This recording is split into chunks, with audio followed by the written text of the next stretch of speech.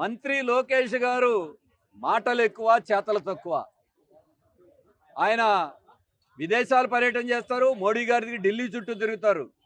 కానీ నియోజకవర్గ ప్రజలు మాత్రం గాలికి వదిలేశారు. ఇంట గెలిచి రచ్చ గెలవాలి లోకేష్ గారు.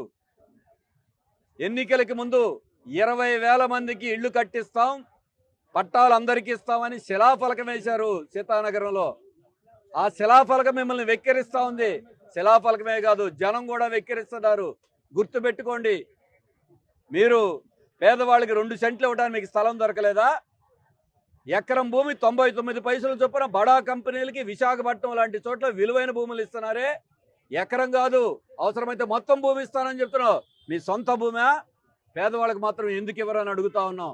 ఎంతకాలం ఆగాలి? 2 ఏళ్ళు ఆగారు. వక్ఫ్ భూములు, దేవాదాయ భూములు అందరూ పెద్దవాళ్ళకి మీరు కట్టబెడతారా? రాజధాని కోసం 50,000 ఎకరాలు ఉంటే చాలని ఇంకొక 1,00,000 ఎకరాలు భూ సమీకరణ చేస్తారు. పేదవాడికి మాత్రం ఇవ్వరా? మీరు క్రికెట్ చూడటానికి శ్రీలంక కూడా వెళ్ళి వస్తారే. అలాగే మీ మంత్రులకి, ఎమ్మెల్యేలకి, కుటుంబ సభ్యులకి విందు భోజనాలు పెట్టి, చీరలు పెట్టి చాలా హడావుడి చేస్తున్నారే.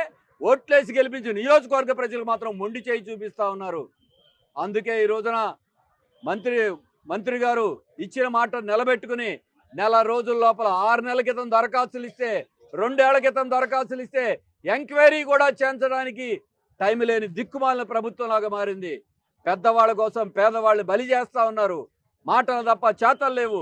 అందుకే సిపిఎం తరఫున ప్రకటిస్తున్నాం, మీరు ఈ నెల రోజుల్లో చెప్పిన మాట ప్రకారం ఇళ్ల స్థలాలు ఇవ్వకపోతే జూన్ నెలలో లోకేష్ గారి కార్యాలయం ముందే పేదవాళ్ళందరూ కూడా ఇళ్ల కోసం, పట్టాల కోసం ఆందోళన చేయడానికి సిద్ధపడతాం. సీతానగరంలో మీరేసిన శిలాఫలకం దగ్గర నుండి అప్పుడు మీరు యువగళం చేశారు, మర్చిపోయారు. పిడిచారు. మేము సిపిఎం తరఫున మంగళగిరి జనగళం పేరుతో పాదయాత్ర చేస్తాం. ఆందోళన చేసి ఇళ్ల స్థలాలు ఇవ్వకపోతే ప్రభుత్వ భూముల్ని పేదలే స్థలాలని వాళ్ళ భూములు వాడే స్వాధీనం చేసుకుని ఈ రోజున పట్టాల కోసం, ఇళ్ల కోసం పోరాడతారు. కిందటి పుష్కరాలు అప్పుడు తీసేసిన ఇళ్లకి ఇప్పుడు దాకా దిక్కు మొక్కు లేదు. ఇళ్ళు పీకేట మాత్రం స్పీడ్గా చేస్తున్నారు. ఎట్లాగో పెన్షన్ లేవు, సంక్షేమ పథకాలు లేవు. కనీసం ఇచ్చిన మాట ప్రకారం ఇళ్ల స్థలాల కోసం చేయండి.